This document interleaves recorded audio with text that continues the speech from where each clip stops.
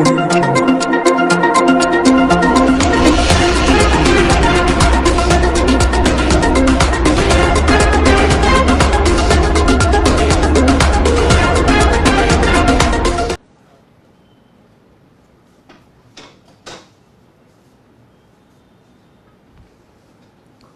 जी।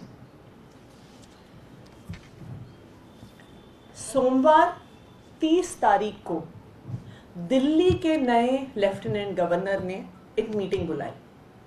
उन्होंने दिल्ली जल बोर्ड के अफसरों की मीटिंग बुलाई और अलग अलग मुद्दों पे दिल्ली जल बोर्ड के अफसरों को आदेश दिए, निर्देश दिए। मैं माननीय एलजी महोदय को इस मौके पर बताना चाहूंगी, शायद वो क्योंकि दिल्ली में नए आए हैं, नए लेफ्टिनेंट गवर्नर बने हैं, उन्हें दिल्ली की संवैधानिक स्थिति का शायद पूरा ज्ञान ना हो।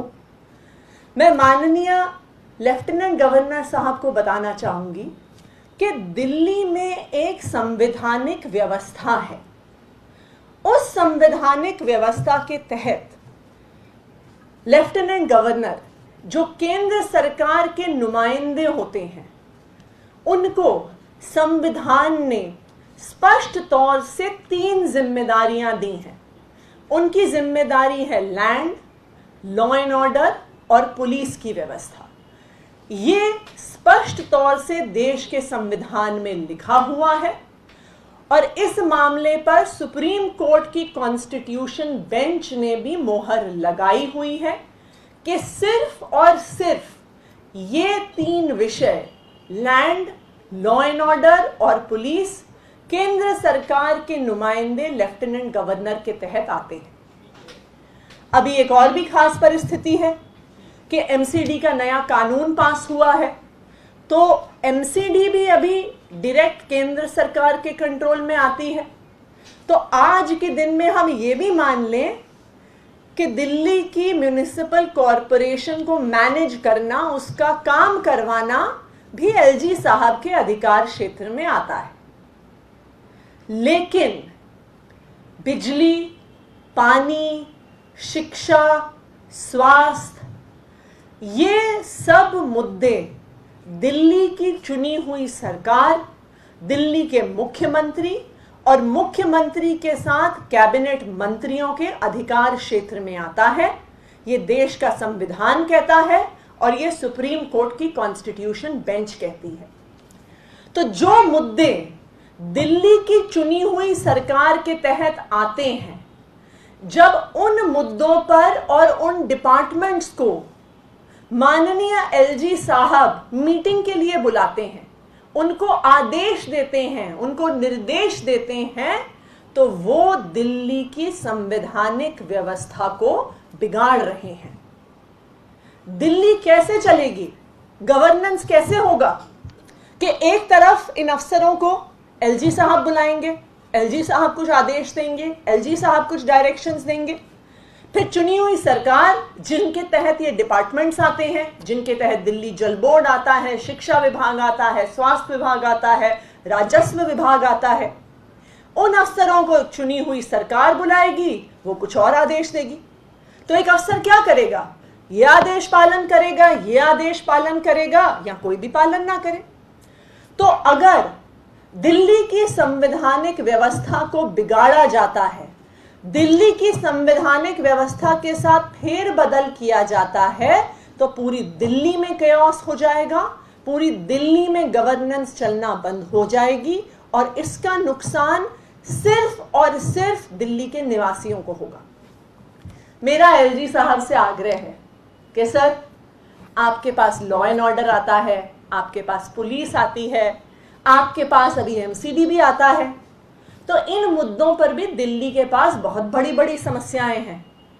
दिल्ली में 3 बड़े बड़े कूड़े के पहाड़ हैं। अगर आप कोई समस्या ही सुलझाना चाहते हैं सर, तो दिल्ली के 3 कूड़े के पहाड़ों की समस्या सुलझाइए।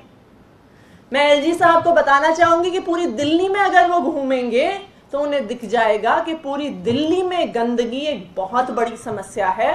दिल्ली में कहीं पर भी साफ सफाई ठीक से नहीं होती है। एमसीडी इसमें पिछले 15 साल से बिल्कुल नाकाम है। तो मैं एलजी साहब से आग्रह करना चाहूंगी कि अगर उन्हें कुछ समस्या ही सुलझानी है तो वो दिल्ली में साफ सफाई की समस्या सुलझाएं। मैं एलजी साहब को कहना चाहूंगी कि वो दिल्ली की किसी भी महिला से बात करेंगे तो दिल्ली की महिलाएं उन्हें बताएंगी कि सुरक्षा व्यवस्था कितनी बड़ी समस्या है। आज भी दिल्ली की महिलाएं अंधेरा होने पे घर से बाहर जाने में डरती हैं क्योंकि उन्हें लगता है कि कुछ भी हो सकता है। तो इसलिए मेरा माननीय एलजी साहब से आग्रह है कि अगर आप कोई समस्या ही सुलझाना चाहते हैं तो दिल्ली में महिलाओं की सुरक्षा का मुद्दा सुलझाइए। दिल्ली में हर तरफ चोरियां हो रही हैं। कुछ दिन पहले दिन दहाड़े किसी ने सुभाष नगर चौराहे पे गोलियां चला दी थी। तो मेरा एलजी साहब से निवेदन है, मेरा उनसे विनम्र निवेदन है कि दिल्ली वालों के लिए भी अच्छा होगा कि अगर लॉ एंड ऑर्डर की और पुलिस की स्थिति सुधरती है। तो मैं आज इस प्रेस कॉन्फ्रेंस के माध्यम से माननीय एलजी साहब से बस विनम्र निवेदन करूंगी कि दिल्ली की संवैधानिक व्यवस्था के साथ किसी भी प्रकार का फेरबदल ना करने की कोशिश करें, कि दिल्ली की संवैधानिक व्यवस्था को बिगाड़ने की ना कोशिश करें। जो डिपार्टमेंट्स बिजली, पानी, स्कूल, अस्पताल, राजस्व दिल्ली सरकार की, दिल्ली की चुनी हुई सरकार के अंडर आते हैं, उनको दिल्ली की चुनी हुई सरकार को चलाने दें। आप कृपया दिल्ली की लॉ एंड ऑर्डर को सुधारें, दिल्ली में महिलाओं की सुरक्षा को सुधारें, दिल्ली में साफ सफाई को सुधारें, दिल्ली के कूड़े के पहाड़ को सुधारें। वो भी बहुत बड़ी समस्याएं हैं, सब कुछ आपके अधिकार क्षेत्र में है, तो कृपया उन पर फोकस करें। धन्यवाद।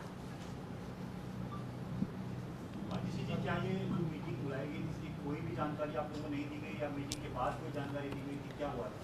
देखिए, ये मीटिंग एलजी साहब ने बुलाई, उसमें उन्होंने जल बोर्ड के सब अफसरों को बुलाया, उन्होंने अलग अलग मुद्दों को रिव्यू किया। इस मीटिंग में जो भी कंसर्न्ड मिनिस्टर्स हैं उनको नहीं बुलाया गया। इस मुद्दे पर और किसी भी मुद्दे पर जो दिल्ली सरकार, दिल्ली की चुनी हुई सरकार के अधिकार क्षेत्र में आता है, प्रोटोकॉल क्या कहता है कि एलजी साहब अगर शिक्षा पे, स्वास्थ्य पर, बिजली पर, पानी पर कुछ चर्चा करना चाहते हैं तो वो मुख्यमंत्री से बात करें।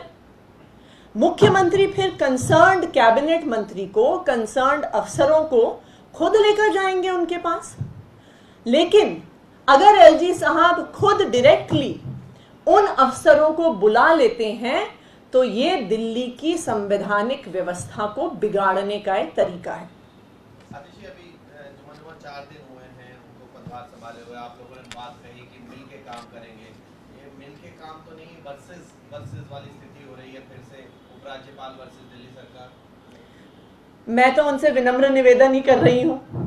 हो सकता है कि वो दिल्ली में नए हैं, हो सकता है कि दिल्ली की एग्जैक्टली क्या संवैधानिक व्यवस्था है उन्हें आइडिया ना हो अभी। तो इसलिए हमारा उनसे विनम्र निवेदन ही है कि हम उनसे विनम्र निवेदन करके कहना चाहते हैं कि हमें इस बात की खुशी है कि वो दिल्ली की समस्याएं सुलझाना चाहते हैं। हमें इस बात की खुशी है कि उन्होंने कहा कि मैं ऑफिस में नहीं, मैं दिल्ली की सड़कों पे आपको मिलूंगा काम करते हुए। तो बहुत सारे ऐसे दिल्ली के लिए बहुत क्रूशियल मुद्दे हैं जो एलजी साहब के अंडर आते हैं, जैसे लॉ एंड ऑर्डर हो गया, महिलाओं की सुरक्षा हो गई, पुलिस व्यवस्था हो गई, साफ सफाई हो गई, कूड़े के पहाड़ हो गए। तो जो एलजी साहब की कुछ करने की इच्छा है, हमारा तो उनसे बस विनम्र निवेदन है कि इन डोमेन्स पे वो करें। आपको लगता है कि पैरेलल गवर्नमेंट चलाने की एलजी हमसे कोशिश हो रही है?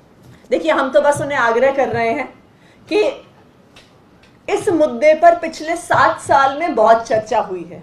ये मुद्दा हाई कोर्ट भी गया, सुप्रीम कोर्ट भी गया, सुप्रीम कोर्ट की कॉन्स्टिट्यूशन बेंच भी गया, और सुप्रीम कोर्ट की कॉन्स्टिट्यूशन बेंच ने बहुत क्लियर कट टर्म्स में कहा कि केंद्र सरकार और उनके नुमाइंदे के पास 3 सब्जेक्ट्स हैं, land, law and order and police. ये उनका अधिकार क्षेत्र है। तो ये संवैधानिक व्यवस्था बहुत क्लियरली एस्टैब्लिश्ड है। इस संवैधानिक व्यवस्था से किसी भी प्रकार का फेरबदल का प्रयास दिल्ली वालों के लिए केओस पैदा करेगा, दिल्ली की गवर्नेंस में केओस पैदा करेगा। आपने कहा कि अगर ऐसा चलता रहता है तो उनके तहत जो विभाग आते हैं उनके अधिकारियों की दिल्ली से चुनी हुई सरकार मीटिंग बुलाएगी, तो क्या ऐसा कुछ हो सकता है? देखिए, हम दिल्ली की संवैधानिक व्यवस्था में कोई बाधा नहीं डालना चाहते हैं। हमें यह स्पष्ट तौर से पता है कि दिल्ली की चुनी हुई सरकार के अंदर कौन से मुद्दे आते हैं और एलजी साहब के अंडर कौन से मुद्दे आते हैं। तो जो मुद्दे एलजी साहब के अंडर आते हैं उसमें फॉर एग्जाम्पल जब कोई लॉ एंड ऑर्डर का इशू होता है तो मुख्यमंत्री साहब दिल्ली के पुलिस कमिश्नर को नहीं कहते, वो एलजी साहब से बात करते हैं, क्योंकि प्रोटोकॉल ये कहता है कि वो एलजी साहब से बात करेंगे। फिर एलजी साहब फिर चाहे कमिश्नर से बात करने की जरूरत हो, किसी पुलिस अधिकारी से बात करने की जरूरत हो, क्योंकि वो उसके लिए जिम्मेदार हैं, वो फिर कंसर्न्ड ऑफिसर को लेके आएंगे। उसी तरह से प्रोटोकॉल डिमांड करता है कि अगर एलजी साहब बिजली, पानी, स्कूल, अस्पताल इन मुद्दों पे बातचीत करना चाहते हैं तो वो आदरणीय मुख्यमंत्री अरविंद केजरीवाल जी से बात करें। फिर वो जो भी कंसर्न मंत्री हैं, कंसर्न अफसर हैं, उनसे बात करेंगे, उनको मीटिंग के लिए लेके जाएंगे। लेकिन एलजी साहब का डायरेक्टली अफसरों को बुला लेना दिल्ली की एक संवैधानिक व्यवस्था को डिस्टर्ब करता है, एक कयास पैदा करता है। अभी बीते 2 दिन की घटनाएं देखी तो जैसे सचिन जैन की गिरफ्तारी हुई, उसके बाद 40 अधिकारियों के एक साथ ट्रांसफर हुए, उसमें दिल्ली जल बोर्ड के सीईओ भी है जिनकी आप बात करें, जिनको मीटिंग के लिए बुलाया, और फिर ये सब मुद्दा रहे जो मीटिंग के लिए बुलाया। आपको लगता है कि फिर से सीधे केंद्र वर्सेस दिल्ली सरकार हो रहा है? देखिए, हम तो एलजी साहब से विनम्र निवेदन कर रहे हैं, इसलिए कर रहे हैं क्योंकि हम तो चाहते हैं कि सरकार दिल्ली वालों के हित में चले। और जैसे ही नए एलजी साहब आए थे, दिल्ली के मुख्यमंत्री अरविंद केजरीवाल जी ने सबसे पहले यही कहा था कि हम आपका स्वागत करते हैं और हम चाहते हैं कि हम मिलजुल कर काम करें। और हमारा आज भी उनसे यही आग्रह है कि अगर हम दिल्ली की जो संवैधानिक व्यवस्था है उसका पालन करेंगे तो वो दिल्ली वालों के हित में होगा। आतिशी जी, क्या इसके अंदर एक कोइंसिडेंस है कि एलजी ने जल बोर्ड के अधिकारियों की मीटिंग बुलाई और अब बीजेपी के जो सांसद हैं वो सचिवालय के बाहर पानी की कमी के ऊपर प्रदर्शन कर रहे हैं? देखिए, अब समस्या क्या है कि जो मुद्दे केंद्र सरकार के हाथ में हैं उस पर तो कोई भी उस पर कदम नहीं उठाए जा रहे हैं। मैं उनसे पूछना चाहूंगी कि पानी के मुद्दे पर बात करने से पहले वो कुछ पुलिस के मुद्दे पर भी तो बात करके बता दें। वो दिल्ली में बढ़ते हुए क्राइम रेट के बारे में तो कुछ बता दें। दिल्ली में महिलाओं के साथ जो क्राइम होता है उसके बारे में कुछ बता दें। दिल्ली में खुलेआम जो गोलियां चलती हैं उसके बारे में कुछ बता दें। दिल्ली में रोज रोज जो चोरियां होती हैं उसके बारे में कुछ बता दें। पर देखिए, भारतीय जनता पार्टी का एक ही काम है कि जब उन्होंने कोई काम नहीं करना है, डिलीवर नहीं करना है, तो वो मुद्दे को डाइवर्ट करने के लिए किसी और मुद्दे पे बातचीत शुरू कर देते हैं। ये भारतीय जनता पार्टी की हमेशा एक पॉलिटिकल टैक्टिक्स रहते हैं। Thank you.